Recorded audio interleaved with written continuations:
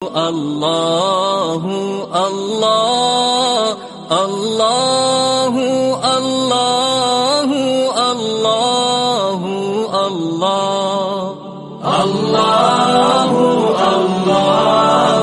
اللہ۔ اور لا الہ الا اللہ اندر کی چیز ہے، محمد الرسول اللہ باہر کی چیز ہے۔ لا الہ الا اللہ دکھانا پڑے گا، محمد الرسول اللہ چھپانا بھی چاہو نہیں چھپا سکتے۔ لا الہ الا اللہ کے لیے تمہیں کوئی دلیلیں دینے پڑیں گی، محمد الرسول اللہ کے لیے تمہیں دلیل نہیں دینی پڑے گی۔ لا الہ الا اللہ اندر میں اترتا ہے، محمد الرسول اللہ باہر نکلتا ہے۔ لا الہ الا اللہ دل میں جگہ پکڑتا ہے، محمد الرسول اللہ پورے جسم پہ چھا جاتا ہے۔ پھر گھر میں، دفتر میں، دکان میں، کاروبار میں، شادی میں، غمی میں، خوشی میں، ہر چیز میں محمدیت کا خوبصورت پھول کھلتا ہے، مہکتا ہے۔ ہم لا الہ الا اللہ دکھا نہیں سکتے اور محمد الرسول اللہ کو چھپا نہیں سکتے۔ میرے بھائیو، یہ تبلیغ کی محنت کا پیغام ہے کہ اللہ کو اپنا بنا لو محمد مصطفیٰ صلی اللہ علیہ وسلم کے مبارک طریقے کے ساتھ۔ اور میرے نبی کی ساری تعلیمات کا خلاصہ دو چیزیں ہیں۔ ایک، اللہ سے جڑو عبادت کے ذریعے، نماز کوئی نہ چھوڑے، روزہ کوئی نہ چھوڑے، زکوٰۃ فرض ہے ادا کرو، یہاں ادا کرو، اتنے تمہارے غریب لوگ ہیں، اتنے ضرورت مند لوگ ہیں، یہاں ادا کرو۔ ہم نے آپ کو اپنے چندے کے لیے بالکل نہیں جمع کیا کہ عام طور پہ پاکستان کمیونٹی کے مالدار لوگوں کو جمع کرتے ہیں تو پیچھے بات ہوتا ہے، ہاں میں کوئی پاؤ پاؤنڈ دو پاؤنڈ ہی دے بھی پاؤ۔ اللہ کے فضل سے ایسا کوئی چکر نہیں ہے، ہم آپ کو دینے آئے ہیں، آپ سے لینے نہیں آئے۔ میری 1 گھنٹے کی بات کا خلاصہ ہے کہ میرے بھائیو، اللہ کو ڈھونڈو جہاں مرضی رہو، اور ڈھونڈنے کا راستہ صرف ایک ہے، صرف ایک، وہ ہے محمد الرسول اللہ صلی اللہ تعالی علیہ وسلم کی پاکیزہ اور مبارک اور خوبصورت زندگی، جس کا ایک حصہ عبادات ہیں، جس میں نماز فرض ہے، روزہ فرض ہے، زکوٰۃ اور حج مالداروں پر فرض ہے، لیکن نماز سارے دن کی ڈیوٹی، سارے ہفتے کی ڈیوٹی، سارے مہینے کی ڈیوٹی، سارے سال کی ڈیوٹی، ساری زندگی کی ڈیوٹی۔ روزہ سال میں 1 مہینہ بیمار کو معاف ہے، بعد میں رکھ لو، نماز بیمار کو بھی معاف نہیں ہے۔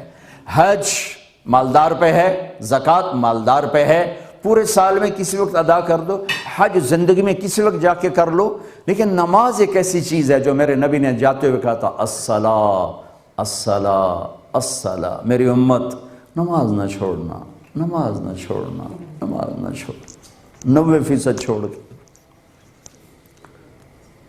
اگر یہ چھوڑنے کی چیز ہوتی تو کربلا میں حسین کے ذمے تھا، چھوڑ دیتے جب تلواریں جگر کاٹ رہی تھیں اور بچوں کے سر اڑا رہی تھیں، اور ظہر کی نماز کا وقت داخل ہوا، جمعہ کا دن تھا۔ تو یہ تو وہ لوگ ہیں جن کو اللہ کے نبی نے کہا جنت کے نوجوانوں کے سردار ہیں حسن اور حسین، وہ نہ پڑھتے نماز، ابھی تو موت سر پہ کھڑی، اور اللہ کے نبی آئے ہوئے لینے کے لیے، چونکہ جنگ سے پہلے نیند آ گئی تو آنکھ کھلی تو ہنس پڑے۔ تو بہن زینب نے پوچھا، بھائی یہ کوئی ہنسنے کا موقع ہے؟ کہا ہاں، ابھی خواب میں اللہ کے نبی کو دیکھا ہے، فرما رہے ہیں بیٹا میں لینے آ چکا ہوں۔ تو اب چھوڑ دیتے، لیکن اگر چھوڑتے تو ان کی ذات کو کوئی نقصان نہ تھا، ہمیں میسج ادھورا ملتا، ادھورا، اور میسج پہنچانا تھا کہ زیر خنجر بھی یہ پیغام سنایا ہم نے، نماز کربلاؤں میں بھی نہیں چھوڑی جا سکتی، تو جاب اور شاپ کی کیا حیثیت؟ تو انہیں زہیر کو فرمایا، ایک رائٹ ونگ کے سردار کو، کہ شمر سے کہو تھوڑی دیر رک جائے، ہمیں نماز پڑھنے دیں۔ تو انہیں تھوڑا آگے بڑھ کر کہا جنگ روکو، نماز پڑھنے دو، کہا ہم نہیں روکیں گے، نمازوں میں قتل کریں گے۔ حسین بن نمیر، یہ کوفی لشکر میں ہے، وہ کہنے لگا تمہاری نماز ہوتی نہیں۔ انہوں نے کہا لعنت ہے تجھ پر، تیری نسلوں پر، جس گھر کی تو خیر نماز ملی انہی کی نہیں ہوتی۔ واپس آ کر کہا جی وہ تو نماز کے لیے اجازت نہیں دے رہے۔ کہا ٹھیک ہے، پھر آدھے نماز پڑھو آدھے جنگ کرو۔ ایسی نماز 14 صدی میں نہیں پڑھی گئی، اور بریڈ فورڈ والوں اور پوری 6 براعظم کے مسلمانوں کے سر پہ کوڑا ہے کہ کس عذر کے ساتھ کہتے ہو جی پڑھی نہیں جانتی تھے، نہیں پڑھی تو دعا چا کرو۔ شاپ کے لیے کہتے دعا چا کرو آپ ہی کھول جاوے آپ ہی گاہ جاوے. تو میرے نبی کی زندگی میں نماز جعلت قرۃ عین فی الصلاۃ، میری آنکھوں کی ٹھنڈک نماز ہے. کوئی بے نمازی نہ ہو. بریڈ فورڈ پاکستان والوں سے بھرا پڑا ہے، بے نمازی کوئی نہ. دوسرا ونگ ہے 2 پروں سے پرندہ پرواز کرتا ہے. میرے نبی کے دین کے 2 پر ہیں، ایک حقوق اللہ ہیں جس میں نماز سب سے اعلیٰ ہے، دوسرے حقوق العباد ہیں جس میں حسن سلوک سب سے اعلیٰ ہے. یہ دوسری چیز میں ہم بڑی مار کھا رہے ہیں. 100 میں 5-10 نمازی تو مل جاتے ہیں، لیکن 1 کروڑ میں ایک بھی نہیں ملتا جو اچھا سلوک کرنے والا ہو. نفرتوں کی آگ ہے، کبھی سیاست کے نام پر، کبھی قوم کے نام پر، کبھی رشتوں کے نام پر، کبھی مذہب کے نام پر، کبھی صوبے کے نام پر، کبھی کاروباری ایسی وہ رقابت بن جاتی ہے کہ ایسا لڑائی بن جاتی ہے. تو پوری امت میرے بھائیوں نفرتوں کا شکار ہو چکی. اور میرے نبی نے دنیا سے جاتے ہوئے آخری حج کے موقع پر آخری خطبے میں فرمایا تھا لا ترجعوا بعدی کفارا یضرب بعضکم رقاب بعض ولا تسودوا وجہی یوم القیامہ. اس 2 جملوں پہ اللہ کے واسطے غور کر لو. فرمایا دیکھو میرے بعد ایک دوسرے کے گلے نہ کاٹنا، میرے بعد ایک دوسرے کے دشمن نہ بن جانا، میرے بعد ایک دوسرے کو کافر نہ ٹھہرانے بن جانا، میرے بعد کافر نہ بن جانا کہ ایک دوسرے کی گردنیں کاٹو. اور دیکھو مجھے قیامت کے دن اللہ کی بارگاہ میں شرمندہ نہ کرنا، مجھے شرمندہ نہ کرنا، مجھے شرمندگی سے بچانا. تو میرے محبوب صلی اللہ تعالی وسلم کی پاکیزہ زندگی کا دوسرا حصہ ہے ایک اسلامی معاشرت، ایک اسلامی معاشرہ جس میں ایک گھر سے لے کر پوری کمیونٹی تک ایک خوبصورت پیغام ہے، ایک خوبصورت زندگی ہے جس کا نام اچھے اخلاق ہے، جس میں درگزر ہے، معاف کرنا ہے، اور جس میں جھکنا ہے، محبت ہے. میں آپ سب بھائیوں سے کہتا ہوں اب آپ انگلینڈ والے ہو، اگر آپ کے پاس یہاں کا پاسپورٹ ہے تو آپ برطانیہ والے ہو، پاکستان سے آپ کی روٹس ہیں، لیکن آپ اور آپ کی نسلیں اب یہاں کے ہو. اچھی مثال قائم کرو، بری مثال قائم نہ کرو. امت بن کے رہو، امت بن کے رہو، امت بن کے رہو، امت بن کے رہو. تو میں اللہ رسول کا واسطہ دیتا ہوں، بڑے درد سے یہ کہہ رہا ہوں، امت بن کے رہو. فرقوں میں نہ بٹو، فرقوں میں نہ بٹو. تمہارا تعارف صرف مسلم ہے، اس سے آگے جاؤ گے تو تم اللہ کے نبی کے دین پر زیادتی کرنے والے بنو گے. اس سے آگے جاؤ گے تو تم اللہ کے نبی کی محنت کو ضائع کرنے والے بنو گے. پہلے کوئی ایسا نبی لاؤ جس نے امت بنانے کے لیے اتنے دکھ جھیلے ہوں، جن کے اشارے پر احد پہاڑ سونا چاندی بننے کو تیار تھا. آپ مسجد میں بیٹھے تھے، چہرہ مرجھایا ہوا تھا. کعب بن عجرہ حاضر ہوئے، یوں دیکھا، یا رسول اللہ بے ابی انت و امی اراک متغیر اللون. یا رسول اللہ آپ کے چہرے کا رنگ بدلا ہوا ہے، کیا ہوا؟ تو آپ نے یوں پیٹ پر انگلی رکھی کہ کعب آج 3را دن ہے اس پیٹ میں ایک لقمہ داخل نہیں. واہ یا رسول اللہ آپ نے کیا کیا اور آپ کی امت کیا کر رہی ہے. اے کعب ما دخل جوفی ما يدخل جوف ذات کبد منذ 3. آج 3 دن گزر چکے ہیں، اس پیٹ میں ایک لقمہ روٹی کا داخل نہیں ہوا. ہمیں چائے نہ ملے سر میں درد شروع ہو جاتا ہے. یہ وہ ہستی ہیں جنہوں نے ایک قدم پہ پہلا آسمان اور دوسرے پہ دوسرا اور تیسرے پہ تیسرے قاب قوسین تک پہنچنے والی ہستی ہیں، وغیرہ 3 دن سے کچھ نہیں کھایا. باغ میں تشریف لے گئے، عبداللہ بن عمر ساتھ ہیں، تو کھجوریں جو گر جاتی، کوے نے ٹھونک ماری گر گئی، طوطے نے ٹھونک ماری گر گئی، وہ کسی کی مل کے نہیں ہوتی. تو آپ نے اٹھا کے صاف کر کے کھانا شروع. پھر عبداللہ سے فرمایا عبداللہ تو نہیں کھاتا؟ کہ یا رسول اللہ مجھے بھوک نہیں. کہ عبداللہ مجھے بھوک لگی ہے، آج 4تھا دن ہے میں نے ایک لقمہ نہیں کھایا. 4تھا.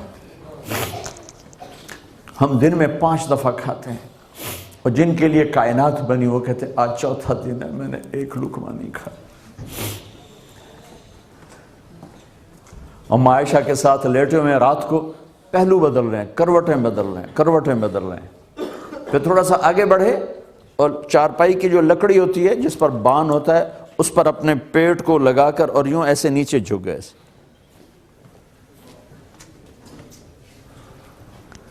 عائشہ رضی اللہ عنہ اٹھ کے بیٹھ گئیں، یا رسول اللہ خیر تو ہے، کیا ہوا؟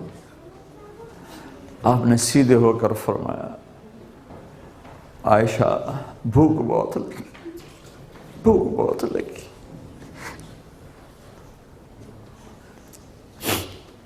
اور یہ وہ ہستی ہیں جو فرما رہے ہیں کہ مجھے میرے رب نے کہا تھا آپ فرمائیں تو عرب کے پہاڑوں کو سونا چاندی بنا دو؟ کہا نہیں میرے رب مجھے نہیں چاہیے، مجھے فقر والی نبوت چاہیے، مجھے بادشاہی نہیں چاہیے۔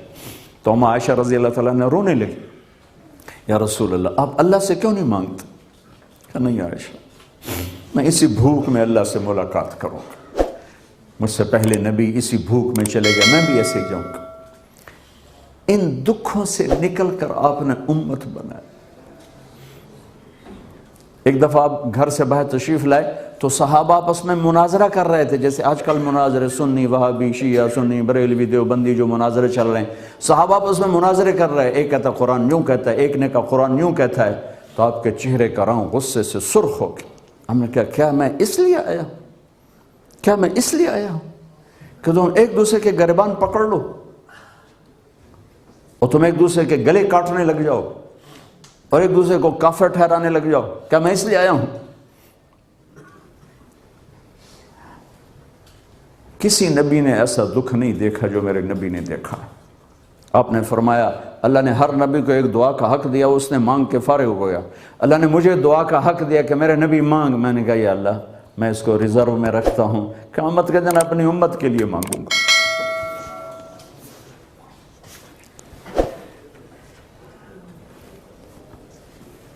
امت تو امت ہے جو جان کے دشمن بن کے آئے ہوئے تھے، احد میں شکست ہو چکی اور صحابہ جرت اور محبت اور عشق کی لازوال داستان احد پہاڑ کے دامن میں لکھ رہے ہیں اپنے خون سے، اور آپ کو چند صحابہ نے گھیرا ہوا، ابو بکر، عمر، علی، طلحہ، زبیر، سعد بن ابی وقاص، سہل بن حنیف، عبادہ بن صامت، سعد بن معاذ، قتادہ بن نعمان، ابو دجانہ رضی اللہ تعالیٰ عنہ آپ کو گھیرے میں لیا ہوا ہے، اور سارا ابو سفیان کا لشکر آپ کو شہید کرنے پر تلا ہوا ہے، لیکن وہ سامنے کھڑے ہو کر تیر آتا ہے تو ہاتھ آگے کرتے ہیں۔ قتادہ بن نعمان پہ صدقے جاؤں، تیر آتے تھے آگے ہو جاتے تھے، آگے ہو جاتے تھے، تو لوہے کا پہنا ہوا تھا لباس تو لیکن ایک تیر آ کے آنکھ میں لگا اور ساری آنکھ کیما بن کے باہر نکل آئے۔ تو یوں اللہ کے نبی کو مڑ کے دیکھا تو ایک دم آپ کی ہچکی لگ گئی، تو آپ نے ان کی آنکھوں سے تیر کو کھینچا اور اس کا جو کیما بن گیا تھا وہ اپنی ہتھیلی پہ رکھا، پھر اس کو یوں اٹھایا اور ان کی آنکھ میں رکھ کر اوپر اپنا ہاتھ رکھ کے کہا یا اللہ قتادہ کی آنکھ تیرے نبی کی حفاظت میں ضائع ہوئی ہے، اس کو دوسری آنکھ سے بھی خوبصورت فرما دے۔ پھر یوں ہاتھ جو ہٹایا تو یہ آنکھ اس سے زیادہ خوبصورت چمک رہی تھی۔ تو تیر تلوار اپنے سینے پر لے رہے تھے۔ ایک کافر ہے عتبہ بن ابی وقاص، اس نے ایک طرف سے ہو کر پتھر اٹھایا اور آپ کو مارا زور سے۔ صحابہ کی نظریں تھی تلواروں پر، نیزوں پر، تیروں پر، اور پتھر نظروں سے نکل گیا، لہٰذا وہ ان کے اندر کو چیرتا ہوا جا کر میرے نبی کے منہ پر یہاں لگا، اور آپ سیدھا پیچھے ایسے گئے، پیچھے یوں، پیچھے ایک کھڈا تھا، وہ یہاں گردن میں لگا کنارہ، تو آپ بے ہوش ہو گئے، دانت بھی ٹوٹ گئے، چہرہ بھی خون و خون ہو گیا، اب بے ہوش ہو کے یوں گر گئے۔ صحابہ نے سمجھا آپ شہید ہو گئے تو سب نے زار و قطار رونا شروع کر دیا۔ تھوڑی دیر کے بعد آپ کو ہوش آیا تو صحابہ نے عرض کی یا رسول اللہ اب تو ان کے لیے بد دعا فرما دیں، وہ نبیوں میں رحمت لقب پانے والا، مرادیں غریبوں کی برلانے والا، غریبوں کا والی، یتیموں کا مولا۔ تو اب تو حق تھا کہ آپ بد دعا کرتے۔ یہ سامنے امت نہیں ہے، قاتل کھڑے ہیں، کافر۔ آپ نے ہاتھ اٹھائے، صحابہ سمجھے کہ ہوں انہاں دے بیڑے بڑھ گئے۔ اللہم اغفر لقومی فإنہم لا یعلمون، اللہ میری قوم کو معاف کر دے، انہیں میرا پتہ کوئی نہیں ہے۔ دیکھو میرے بھائیو، جس نے کافروں کے ساتھ یہ ہمدردی کے قتل کرنے والوں کے لیے دعا مانگی ہے، تو مسلمان ہو کر ایک دوسرے کو سلام کرنا چھوڑ چکے، ایک دوسرے کے پیچھے نمازیں پڑھنا چھوڑ چکے، ایک دوسرے پر کفر کے فتوے لگا کے بیٹھے ہوئے۔ مجھے بتاؤ تم میرے نبی کے ساتھ کیا کر رہے ہو؟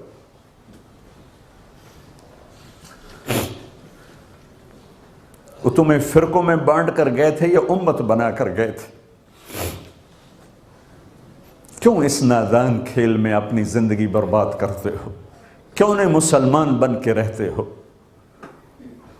اس امت میں اختلاف شروع سے ہے، ہمیشہ رہے گا، یہاں تک نہ جاؤ کہ ایک دوسرے پر کفر کے فتوے۔ جنت میں کون جائے گا؟ سنیوں نے کہا وہابی کافر، وہابیوں نے کہا سنی کافر، بریلیوں نے کہا دیوبندی کافر، دیوبندیوں نے کہا بریلوی کافر، شیعہ نے کہا سنی کافر، سنی نے کہا شیعہ کافر۔ جنت میں کون جائے گا؟ کچھ تو بھائیو میرے نبی کی محنت کی قدر کرو۔ میرے نبی تو غیروں کو اپنا بنانے آئے تھے، ہم نے اپنوں کو غیر بنا دی۔ جو نفرت کی آگ وہاں بھڑک رہی ہے، یہاں مت بھڑکاؤ۔ جاؤ میرے دیس میں دیکھو کتنے سر کٹ چکے، کتنے سہاگ اجڑ گئے، کتنی مائیں بے آسرا ہو گئیں، کتنی جوان بیٹیوں کی مانگ ویران ہو گئی۔ کیا اسی کا نام اسلام ہے؟ اسی کا نام عشق رسول ہے؟ اسی کو دین کہتے ہیں؟ ایک دوسرے کی مسجدوں میں نہیں جاتے ہو، ایک دوسرے کے پیچھے نمازیں نہیں پڑھتے ہو، جنت کے ٹھیکیدار بن گئے ہو۔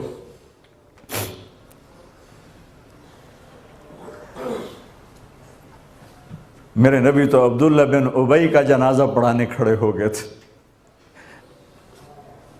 جس کا کفر ابو جہل سے بھی بڑا ہے۔ ابو جہل اوپر کی دوزخ میں، عبداللہ بن ابی سب سے نیچے کی دوزخ میں ہے۔ ان کے بیٹے آئے، یا رسول اللہ میرا باپ مر گیا ہے، اپنا کرتا دے دیں گے، میں اس کو کفن دے دوں؟ آپ نے کہا لے لو۔ کرتا اتار کے دے دیا۔ آپ کہتے ہیں بدبخت منافق، دفع ہو جا۔ دے دیا کہ یا رسول اللہ آپ جنازہ پڑھائیں گے؟ کہاں پڑھاؤں گا۔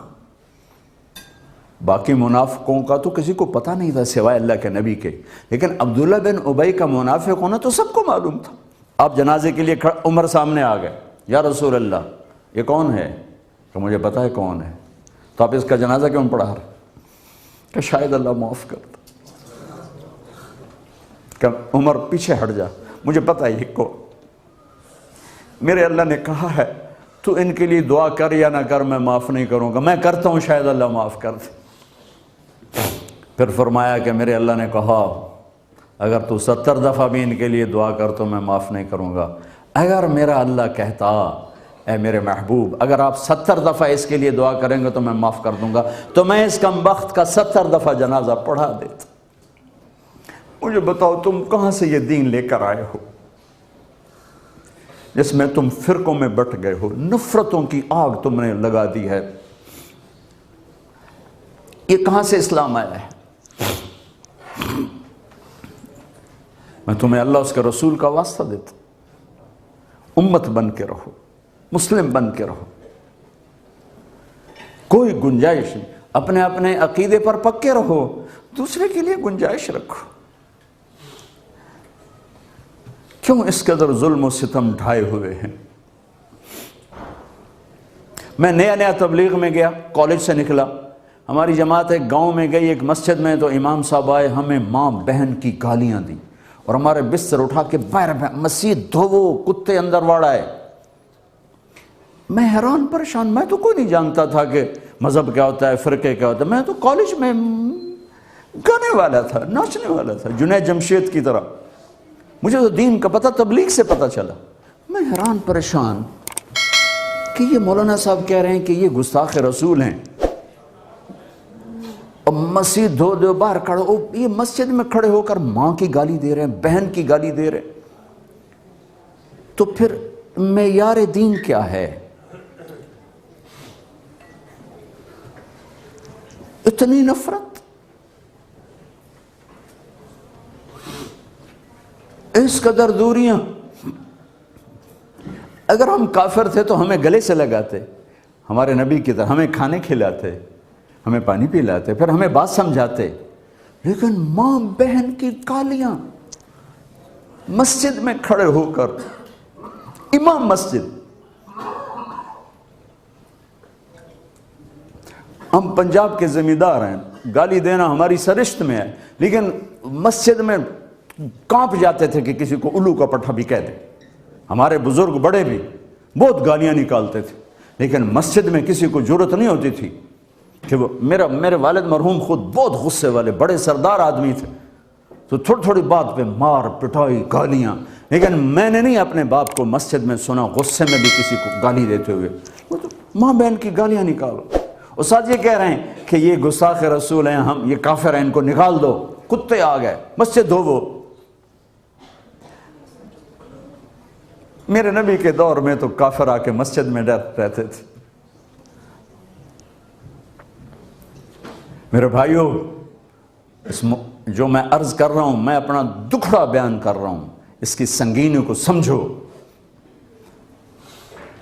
یہ پاؤنڈ ڈالر نہیں بچائیں گے جب ہم آپس میں ٹوٹ جائیں گے۔ اللہ نے مجھے دنیا میں پھرنے کا موقع دیا، بار بار دیا، اسی تبلیغ کے سلسلے میں۔ سب سے زیادہ میں اسپین میں جا کے دکھی ہوا، اور میرا دکھ یہ نہیں تھا کہ ہماری یہاں 800 سال حکومت تھی اور ختم ہو گئی، میرا دکھ یہ تھا، میں اس پہ رویا مسجد قرطبہ میں، کہ جس وجہ سے اسپین تباہ ہوا وہ ساری وجہ میرے دیس پاکستان میں موجود ہے اس وقت، اور ہوش نہیں ہے کسی کو۔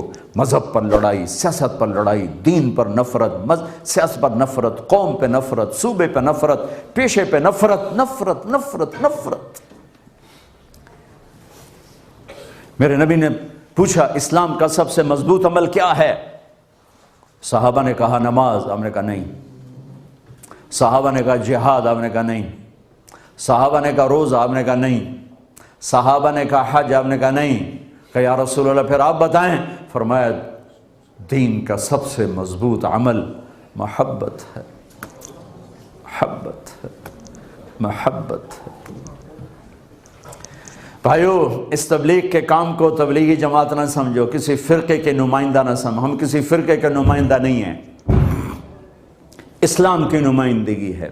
میں نے صرف آج آپ کو کلمہ بیان کیا ہے، یہ اسلام کی نمائندگی، یہ دین کی نمائندگی ہے۔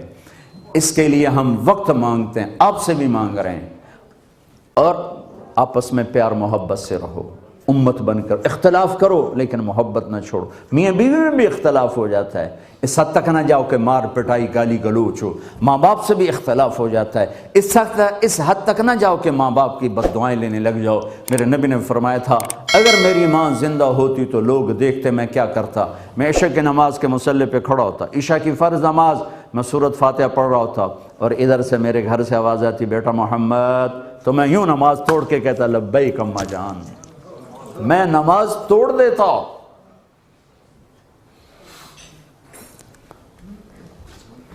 6 سال کی عمر میں ماں کا انتقال ہوا، ابوا کی وادی میں، کالے پہاڑوں میں، 63 سال کی عمر میں حج پہ جا رہے ہیں، 57 سال گزر چکے ہیں۔ گالتا بندہ 57 نے بھول جاندہ تھے تو 57 سال لگ گئے، لیکن جب آپ قریب پہنچے تو آپ کی اونٹنی کا رخ پہاڑوں کے اندر ہو گیا۔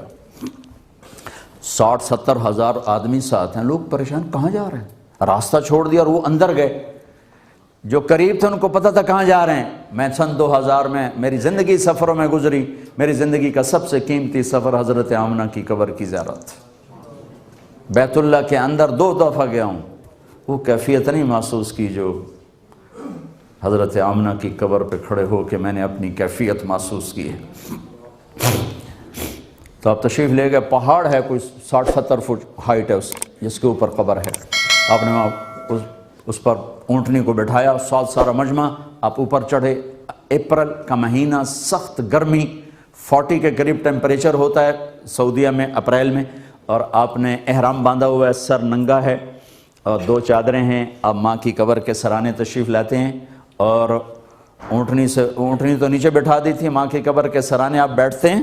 کیسے بیٹھتے ہیں؟ آپ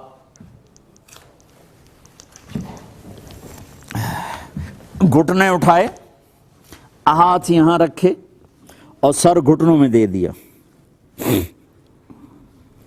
جیسے چھوٹا بچہ رونے کی پوزیشن بناتے ہیں۔ بچپن میں ہم بھی ایسے رویا کرتے تھے، تو گھٹنے اٹھا کر ہاتھ گھٹنوں پہ رکھا، سر یوں دیا، پھر ایسے روئے جیسے 6 سال کا معصوم بچہ روتا ہے، اور اتنا روئے کہ ساری داڑھی آنسوں سے تر ہو گئی،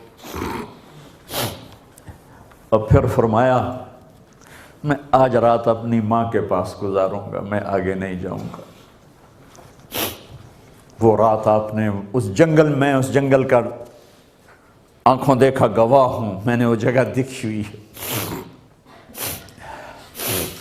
آپ اپنا بچپن میں لوٹ گئے 57 سال پیچھے، جب 6 سال کی عمر میں یہاں اللہ نے ماں کو اٹھایا، 25 برس کی عمر حضرت آمنہ کی، اور ماں کی سے لپٹ کر روئے ہیں اور کوئی جواب نہیں۔ پہلی موت دیکھ رہے ہیں، کبھی موت دیکھی نہیں، پہلی موت ہے۔ پتھر جوڑ کے دفن کیا حضرت ام ایمن نے، نیچے اتری ہیں لے کر، تو آپ نے ہاتھ چھڑایا، پھر اوپر چڑھ گئے، بھاگے، دوڑ لگائی، اوپر چڑھ گئے۔ ام ایمن پیچھے پہنچی تو ایسا منظر تھا کہ آسمان بھی رو رہا تھا اور ابوا کے پہاڑ بھی رو رہے تھے۔ اماں کی قبر سے یوں لپٹ کے اوپر لیٹے ہوئے تھے، اور آپ قریب آئی ام ایمن تو سنا آپ کہہ رہے تھے، ماں جی آپ کو تو خبر تھی آپ کے سوا میرا کوئی نہ تھا، اب مجھے چھوڑ کے کہاں چلی گئی؟ تو حضرت ام ایمن نے اٹھایا کہ بیٹا اٹھو، کہا نہیں مجھے میری ماں کے پاس چھوڑ دو۔ 3 راتیں روتے روتے کا سفر گزرا ہے، تو وہ 57 سال کے بعد وہ صدمہ تازہ ہے۔ آپ نے رات وہاں گزاری ہے، یہ آپ دیکھتے تھے کہ مائیں کیسے ذلیل ہوں گی، اس لیے یہ سب کچھ کر کے دکھایا۔ میں صرف انگلینڈ کا، یورپ کا رونا نہیں روتا کہ یہاں ماں ٹیشو پیپر ہے، یہاں باپ ٹیشو پیپر ہے، صرف پیسہ ہی خدا ہے یہاں۔ میرے دیس میں بھی یہی حال ہے، کوئی نصیبوں والا ہے جو ماں باپ کی دعائیں لے رہا ہے، ورنہ ماؤں کے کلیجے کاٹ کے رکھ دی ہیں اولاد نے، باپ کی پگڑی کو مٹی میں ملا دیا ہے اولاد نے۔ یہ طریقے میرا نبی لے کر آئے، بچوں سے سلوک، بیوی سے سلوک، گھر سے سلوک، کمائیوں میں حلال، جھوٹ نہ بولو۔ اللہ نے تمہیں بڑے بڑے رزق دے دیے ہیں، ٹیکس بچانے کے لیے فراڈ نہ کرو، ٹیکس بچانے کے لیے جھوٹ نہ بولو، سچ بولو، جتنا دینا پڑے دو۔ تمہارے بڑے یہاں 1 پیسہ لے کر نہیں آئے تھے، آج اللہ نے تمہیں رزق دیے ہیں، اسی ملک نے آپ کو دیا ہے، اس ملک کو واپس دو۔ یہ لوگ تمہارے ساتھ فراڈ نہیں کرتے، ان کے ساتھ فراڈ نہ کرو۔ ان کی حکومت تمہارے ساتھ دھوکہ نہیں دیتی، ان کے ساتھ دھوکہ مت کرو۔ پاکستان میں ٹیکس بچانا تو گنجائش وہاں بھی کوئی نہیں، میں تو وہاں بھی کہتا ہوں کہ بھائی ٹیکس دو، اگر وہ غلط استعمال کرتے ہیں تمہارا صدقہ بن گیا، یہاں تو ٹیکس غلط استعمال نہیں ہوتا، لیکن صرف ہمارے ہندوستانی بچاتے ہیں، پاکستانی بنگالی یہ فراڈ کرتے ہیں اور ٹیکس بچانے کے لیے، اور کوئی نہیں کرتا ہے۔ میں نیوزی لینڈ گیا، میں ٹوٹ کے رہ گیا جب مجھے پتہ چلا کہ پورے نیوزی لینڈ میں ایک آدمی جھوٹ نہیں بولتا، سوائے پاکستانیوں کے، ہندوستانیوں کے، بنگالیوں کے جو وہاں رہ رہے ہیں، سب سچ بولتے۔ تو چند پاؤنڈ کے لیے جھوٹ نہ بولو، جان بچانے کے لیے جھوٹ بولنا جائز ہے۔ یا بیوی نے خوش کرنا میں تو بے شک 100 جھوٹ بول دو، بیوی نے خوش کرنا واسطے بے شک چنگی طرح جڑ کے مارو جھوٹ، میرے نبی نے اجازت دی ہے۔ لیکن پیسہ بچانے کے لیے جھوٹ بولنے کی گنجائش کوئی نہیں ہے۔ یہ حکومت تم پہ خرچ کرتی، انہیں واپس کرو۔ چند پیسے بچا کے کیا کرو گے؟ اور یہاں خرچ کرو، تمہاری نسل بڑھ چکی ہے، تمہارے اسکول ہونے چاہیے، تمہارے پاس مدرسے ہونے چاہیے، تمہارے پاس مسجدیں ہونی چاہیے، تمہارے اپنے کالج ہوں، تمہارے اپنے یونیورسٹیز ہوں، تم پاکستان پیسہ بھیجنے کی بجائے یہاں خرچ کرو، وہاں جائیدادیں بنانے کی بجائے یہاں اب تمہاری نسل، یہ کوئی پیچھے تھوڑا ہی جائیں گے واپس۔ لیکن میں وہ وہاں میر پوریوں کے گھر دیکھے، میر پور میں کملے، آپ ایتھے بیٹھے 4 کنال دے کوٹھے بنائے ہو، لڑی جاندے کوٹھیں تے لڑی جاندے، کون جا کے رہے گا وہاں؟ اور مجھے وہاں جا کے پتہ چلا کہ لوگ تو کرائے پہ گھر دیتے ہیں، یہاں کرائے پہ لوگ بلاتے ہیں کہ جناب 5000 مہینہ ہوتا ہے ساڑھے گھر رہو۔ تو کیسے بے وقوف لوگ ہیں جو اتنی محنت کی کمائی کو ایسے فضول جا کے پتھروں میں ڈال دیا۔ سب سے بدترین خرچہ تعمیر کا ہے، سب سے بدترین خرچہ تعمیر ہے۔ میرے نبی نے فرمایا جہاں نہیں رہنا وہاں بڑے بڑے گھر نہ بناؤ۔ تو تم تو وہاں رہتے نہیں، تمہاری نسل کیسے جائے گی؟ ایک پٹھان کا خرگوش گم ہو گیا، بھائی کو پٹھان ناراض نہ ہو جائے، لطیفہ ہے۔ ایک پٹھان کا خرگوش گم ہو گیا، تو لوگوں نے کہا خان جی بڑا افسوس ہے آپ کا خرگوش گم ہو گیا۔ کہا سوچا کوئی بات نہیں، نسوار کا عادی کیا ہوا ہے، جب نشہ ٹوٹے گا میرے پاس ہی آئے گا۔ تو تمہیں انگلینڈ کی نسوار لگی ہوئی ہے، تمہاری نسل واپس جا سکتی؟ لوڈ شیڈنگ میں جائیں گے؟ بل جمع کرانا پڑا لائن میں لگیں؟ تو یہاں سوچو اپنی نسل کے لیے بہترین اسکول بناؤ، یونیورسٹیز بناؤ، کالجز بناؤ، مسجدیں بناؤ، ان کے ساتھ کمیونٹی سینٹر بناؤ، بچوں کو کھیل کے لیے مسجد کے ساتھ پلے گراؤنڈ دو تاکہ وہ مسجد کے قریب آئیں، ان کے کھیل کے سامان مسجدوں کے قریب کرو، اپنی مسجدوں کو فرقہ واریت سے پاک کرو۔ اے ساڑی ہے توڑی، مسجدیں اللہ کی ہیں۔ ہارون رشید نے اپنی بیوی سے کہا اگر تو نے رات میرے ملک میں گزاری تو میں 3 طلاق، غصے میں کہہ دیا، پیچھے سر ناپتے بہ گلا بھی ایک ہی بنی۔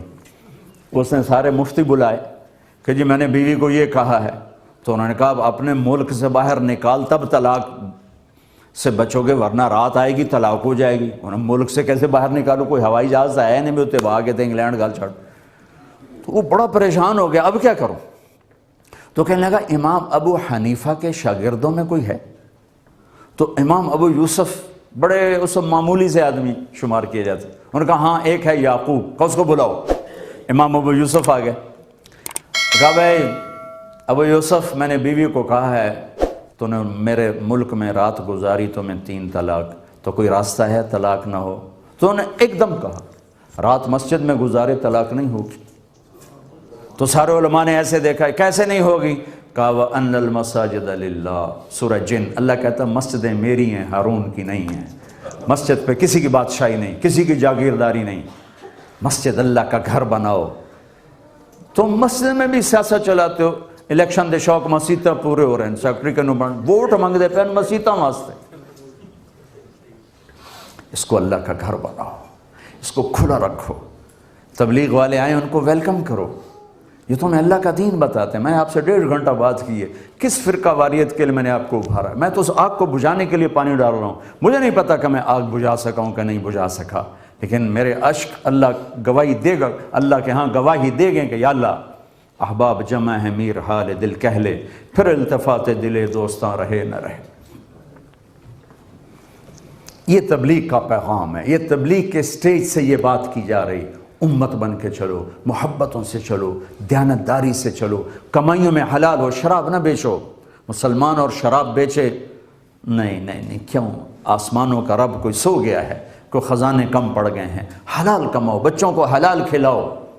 یاد رکھنا حرام زیادہ رہے گا، حلال تھوڑا رہے گا ہمیشہ۔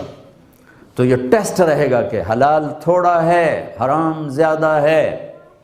ہم نے حلال کو پکڑنا ہے، حرام پہ نہیں جانا۔ میں چیچاوطنی میں ایک بزرگ کے پاس بیٹھا تھا، 2 بندے آ گئے، 1972 42 سال پرانی گالے پر وہ ایکشن ایسا ہے کہ میرے اندر وڑ گیا۔